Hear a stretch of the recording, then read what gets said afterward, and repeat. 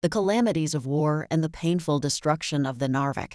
During the Second World War, Norway decided to remain neutral while Sweden continued to supply 85% of the iron ore used by the Germans in developing weapons. This was transported through Narvik, a strategic route. The British became aware of the importance of the ore in Germany's war efforts, so they tried to intercept it. On April 8, 1940, the British Navy began mining Norwegian waters, and Norwegian forces converged in Narvik to protect their interests and maintain Norway's neutrality. As the soldiers arrive in Narvik, the captain informs them there will be no leave and urges everyone to get to work. Gunnar, one of the soldiers, seeks permission from the captain to have some free time because it is his son's birthday. The captain grants his request but stresses that Gunnar must return by midnight. Gunnar visits where his wife, Ingrid, works and finds her translating a speech for a German guest. The speech emphasizes the importance of allowing ships to move freely through Narvik without hindrance from the British or the Germans. Gunnar meets Ingrid in the back and asks her to finish her work early to celebrate their son's birthday. He is supposed to return by midnight, but forgets to keep track of time with his family and leaves at 4:30 in the morning. Just as he leaves, he encounters the colonel, who questions why Gunnar is unarmed. Gunnar explains his leave, and the colonel informs him that the German Marines have destroyed their ships.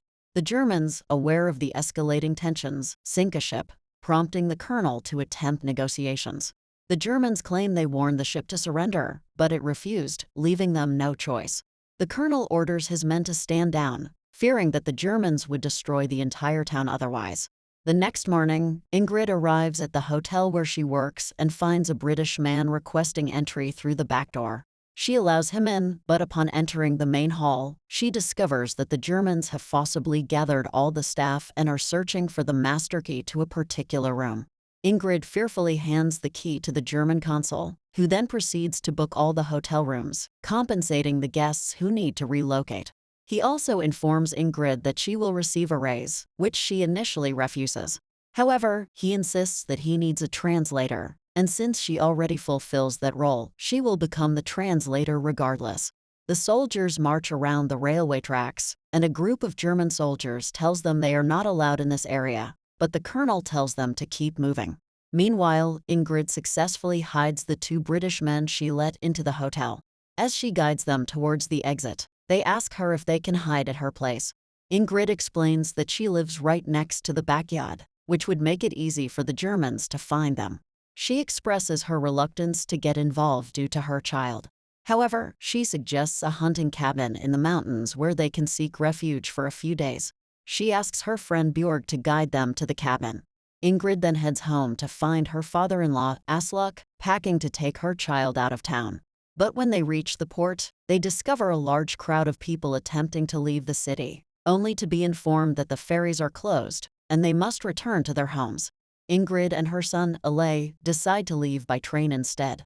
Meanwhile, Gunnar receives a call from the colonel, who asks if he knows about any stored dynamite near the Nordal Bridge, considering Gunnar's familiarity with the area. Gunnar contacts his father, who informs him that a stash of dynamite is on the Swedish side of the bridge. Aslak mentions that Ingrid and Ole are on the train, and an officer beside him interrupts the call. The major instructs Gunnar to gather his team and plant the dynamite to blow up the bridge, preventing any trains from passing. The goal was to halt iron ore flow into Narvik, as the Germans were solely interested in obtaining it. Gunnar and his team obtain the explosives and notice movement in the tunnel. The major orders them to ignite the explosion. Two soldiers proceed to the third pillar, which houses the dynamite, while the rest of the team positions themselves to fire upon command. However, they realize that the movement they sensed was civilians crossing the bridge on foot. The major quickly orders the civilians to get to the other side of the bridge. Gunnar grabs Ole and urges Ingrid to run, instructing them to follow the train track. Right behind the civilians are the Germans. As they reach the end of the bridge, they open fire on the Norwegians. Gunnar climbs onto the bridge and hangs the dynamite, attempting to distance himself, but he cannot get far and is captured by the Germans as a prisoner of war for his attempted sabotage. Ingrid and Ole are also captured and taken back to Narvik. Ingrid is immediately called upon to translate for the mayor, attempting to evacuate the city. The Germans justify their presence, claiming that the English won't come until they are here, as they are trying to protect the city's residents. While Ingrid's mind is preoccupied, she accidentally breaks a glass, catching the consul's attention. She translates for. He asks her what's going on, and she reveals that her husband was captured while attempting to blow up the bridge, and she fears for his life. The consul, recognizing the importance of Ingrid's work, promises to speak to the general to spare Gunnar's life. Björg mentions that the Englishmen asked Ingrid to bring tobacco for them. Ingrid dismisses the request, but her friend reminds her that since she provided the cabin, she should also care for their needs. As Ingrid reaches the cabin, the British men inquire if she is still working as a translator. She confirms this, and they inform her that the consul has taken an interest in her and that she is their means of gaining the Germans' trust. They imply that it would be seen as siding with the enemy if she doesn't cooperate. Ingrid defends herself by stating that she helped them escape, but the men blackmail her, suggesting that if the Germans suspect her of hiding British soldiers, it would have severe consequences. They insist that she gather information about the German army's positions so they can understand how the city plans to defend itself in case of a British attack. During the attack by English ships, Ingrid is asked to hide Alay in the basement. The sounds of explosions fill the area, and they emerge from the basement when it becomes quiet again. Alaska advises Ingrid to stop helping the Germans at the hotel, quit her job, and stay home for safety. However, Ingrid insists that she cannot simply sit idle. She aids in providing medical assistance to the injured, and the consul informs her that they will spend the night at the hotel. Ingrid seizes the opportunity when the lights go out and most Germans are occupied. She cleverly copies the location of the German army and delivers the information to the two British officers. Just as she arrives home, the bombing resumes, with direct hits striking her building. Worried about Alay, she frantically searches the surroundings and discovers Alas killed by a burning log. However, Alay is safe and she takes him in her arms. About a month later, the Germans established tight control over Narvik. The French and Polish forces are launching attacks from the north and south to neutralize German control. The captured soldiers, including Gunnar, are treated harshly, subjected to grueling manual labor, and given meager rations. During a bombing incident, Gunnar receives the devastating news of his father's death and desperately asks about his child's safety. However, gunfire erupts, and Norwegian prisoners seize the opportunity to escape in the chaos. Gunnar determines that he must make his way to Narvik, and the Major assures him that they will soon head there with the assistance of France. The Major emphasizes the importance of believing that Gunnar's son is alive, which is why they are fighting for Friele and for their children. A week later, as civilians find themselves caught in the crossfire between British and German ships, Ingrid tends to Ole's wounds. Ingrid is informed that the Germans are searching for the person who aided the British, but fortunately, they only require her services as a translator and do not consider her a suspect. The consul proposes reducing food rations, but the mayor objects, recognizing that people are starving and cannot endure further suffering. The consul argues that this measure is necessary until they apprehend those assisting the British consul and perceive threats to everyone. He claims that the people of Narvik suffer the most from British shelling and must view them as the enemy. The consul gives the mayor a one-day request to identify those leaking internal information to the British, threatening to charge him with treason otherwise. The German consul advises Ingrid to stay in the hotel as it is safer than outside. However, she insists on returning to her son, mentioning his return to the shelters. The consul urges her to prioritize Ole's safety, emphasizing that the true nightmares are the present days. Ingrid returns to the shelter, filled with death and disease, with everyone suffering and wounded. The shelter violently shakes due to the ongoing bombing. Ingrid notices that Alay is unresponsive. She rushes him to the hotel and pleads with the German consul to provide a doctor for Alay, but he informs her that there are severely wounded soldiers on the brink of death, and the doctor's priority is to attend to them. Ingrid tells him that she works for him and that her child is all she has left. However, he explains that there are limits to what he can interfere with, and this situation is one of them. Overwhelmed and desperate, Ingrid reveals that she knows the whereabouts of the British consul and where they are hiding. In return, the German consul arranges for a doctor to perform surgery on Alay. During the surgery, Björg informs Ingrid that the Englishmen have been captured. Ingrid questions how Björg knows this, and Björg explains that she saw German soldiers outside the cabin but managed to remain unnoticed. Björg then asks Ingrid how she secured a doctor for her baby. Ingrid admits that she took it upon herself and did not reveal her involvement in hiding the British men.